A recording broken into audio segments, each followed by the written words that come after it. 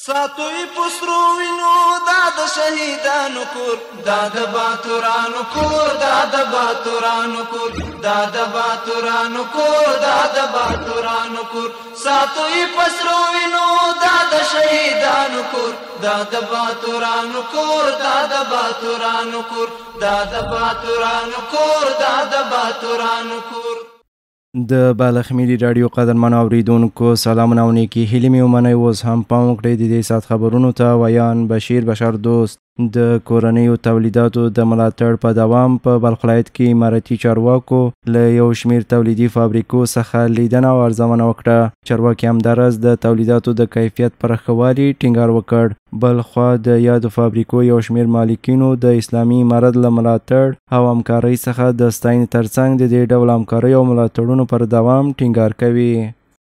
د بلخ ولایت مقام مرستیال مولوي نور الهادي ابو ادریس د صنعتکارانو هڅو ته په اشارې سره وویل چې اسلامي امارت تل هڅه کوي د تولیدي فابریکو د ودې ستونزو ته رسیدنه او پانګوالو ته د اسانتیاوو برابرولو لپاره پراخ ګامونه اخیستي او اخلي.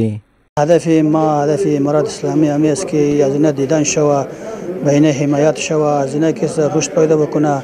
این مصمم یقین دارم که ما امارات اسلامی عظیمی حمایت میکنه و کرده، ولیکن این امریکا را الحمدلله که ما میبینیم بسیار استاندارد معیاری در خود وطن اینجا تولید میشه و جور میشه.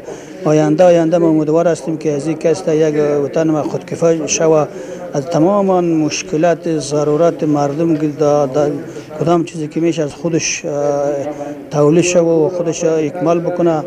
په همدې حال کې د تولیدي فابریکې مالک نصیر احمد ندیم وویل چې د چارواکو دا ډول حضور د دوی لپاره زړورتیا ورکوي او کاري روحیه یې پیاوړې کوي.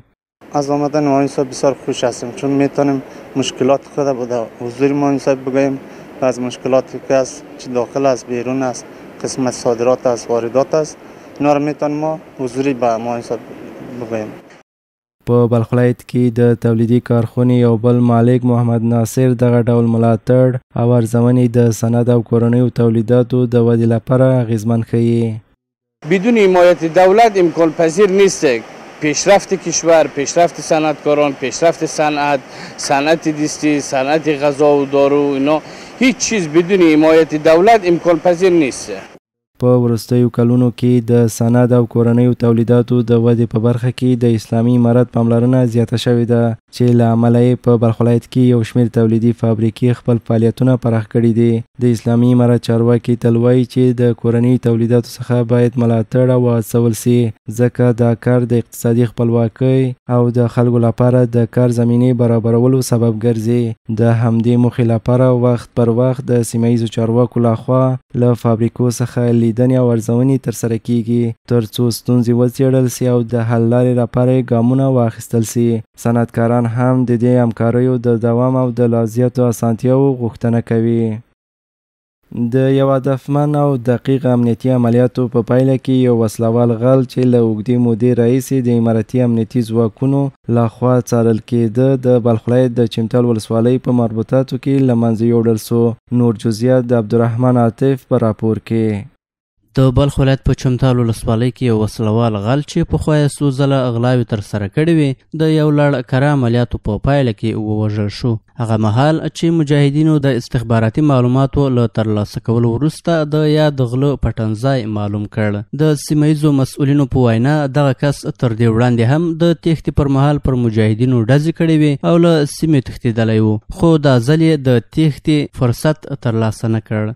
د بلخ د امنیه قمندانۍ د ویان قاری محمد عیسی وثیق په وینا مجاهدینو دغه عملیات په چټک او مخیز ډول پیل کړل او د لنډې نښتې په پایله کې یاد غل ووژل شو. د عملیاتو له پای ته رسېدو وروسته له یاد کس څخه یو میل چرایي ټوپک هم د امنیتي ځواکونو لاسته ورغلی. د بلخ امنیتي چارواکي وایي د امنیت د ټینګښت د تښتېدلو مجرمینو د پیژندنې او په ولسوالیو کې د ناقانونه وسلوالو د مخنیوي په موخه هڅې په جدي ډول دوام لري. د بالغ ملي رادیو درنو اوریدونکو د دې ساعت خبرونه تر بیا مالا پامان او تاسو ته ښې چارې.